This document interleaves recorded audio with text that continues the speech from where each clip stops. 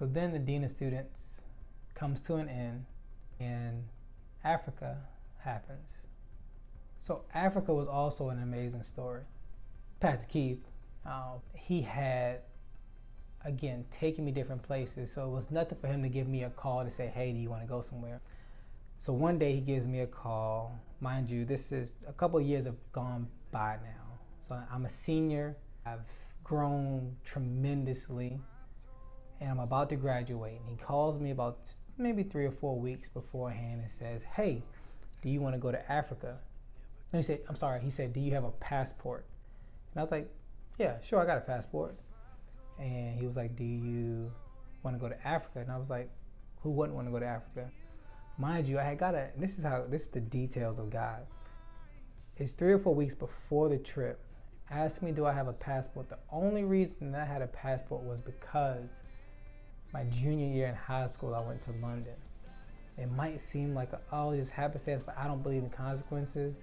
I could have possibly not gone on that trip because I didn't have a passport. I wasn't able to get it in time. He clicks over, puts me on hold for like 2 seconds, clicks back over and says, hey, everything's paid for. We leave out the day after graduation. So I'm like, whoa, all right. And my shots. So I didn't have any type of insurance, any health insurance. So not only was this trip entirely covered, but the shots that I needed to get the vaccines, and I'm sure that money, it was every bit of $400 or $500, that was provided to me. So here I am in this position where I'm not even saved and I'm going on a missions trip, all expense paid for. And I was just in awe. So about a week before I left, I went home to Lancaster. And my mom was she's so happy. My baby's going to Africa.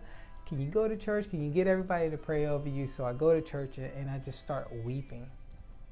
At this point, I know I had been running from God. I knew that he I knew he was pursuing me and he wanted me to give my life to him, but I was just like, still wanting to do what I wanted to do, still living in the world. I get to church and I'm weeping. And my mom's like, what's wrong? And I'm like, I'm not supposed to go on this trip. I don't know what's going on. She's like, boy, stop.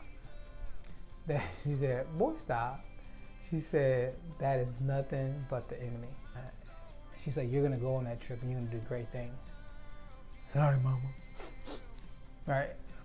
When we get there, before we go on the trip, they told me that there's 3 teams. One from Virginia, so me, Pastor, First Lady, Brittany, which is my wife now. Another story. A team from North Carolina and a team from Alaska. So we get over there, and I'm surrounded by 9, so it's 10 of us, 9 spiritual giants. I mean, they're praising, they're worshiping, they're praying, they're giving devotionals. I'm sitting here like, I don't even know what a devotional is. So here I am talking about I'm a Christian for 21 years, and I didn't even know what a devotional was. So let me go back to Liberty really quick. At Liberty, the culture was different. It was a bit of a culture shock for me, except for this one person.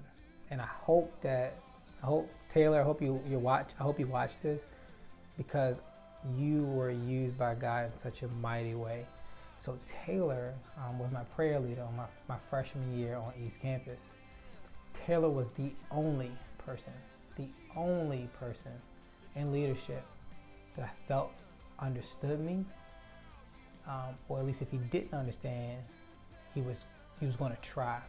He didn't push it or anything, but it was this prayer leader, and I remember him giving me a black Bible where he got my name on it, G.P. Wardlaw, and in it he highlighted Colossians 3.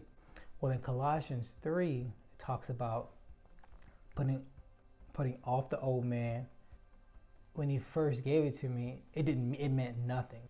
After the trip, I opened it up, and it was on that verse, Colossians 3. Thank you for what you did back then, for planting that seed. So jumping back to Africa.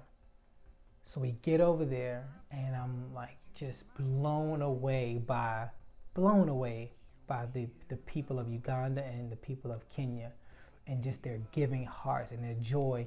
And when you're from America, or at least I'll speak for myself, when I went over there, it was as if they didn't have a lot, or they didn't, how can they be so happy when they don't have all the latest technologies and the latest shoes and fashion? How can they be happy? But they had so much joy. And I remember, like it was yesterday, they would praise God for everything, for water, for food, for shelter. And I'm sitting here like, what is this? And I was telling my wife, and I love telling this part of the story, but over in Africa, I realized that they had joy. And it was that joy that I knew I was missing, and I wanted it. There was a void inside of me.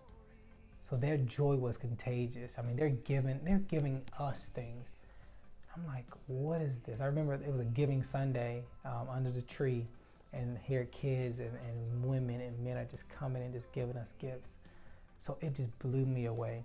So I'm like, not freaking out, but I'm confused. So I go to pastor at that time, and I said, Pastor, why? I asked him, I remember it was yesterday. I said, why did you choose me to go on this trip? And he said,